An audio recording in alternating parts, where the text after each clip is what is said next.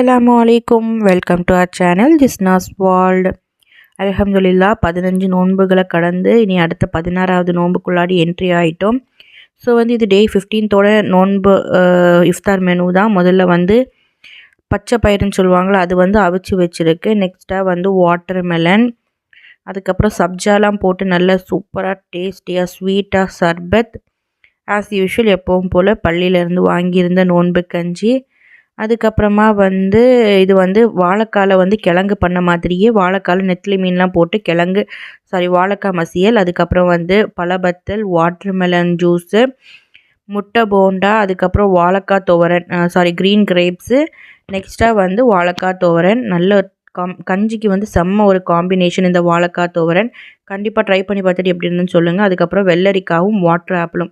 இதெல்லாம் தான் எங்கள் வீட்டோட இன்றைக்கான இஃப்தார் மெனு. உங்கள் வீட்டில் என்னங்கிறது கமெண்ட் பண்ணுங்கள். என்னோட சேனல் உங்களுக்கு பிடிச்சிருந்தா சப்ஸ்கிரைப் பண்ணி சப்போர்ட் பண்ணுங்கள். தேங்க்ஸ் ஃபார் வாட்சிங்.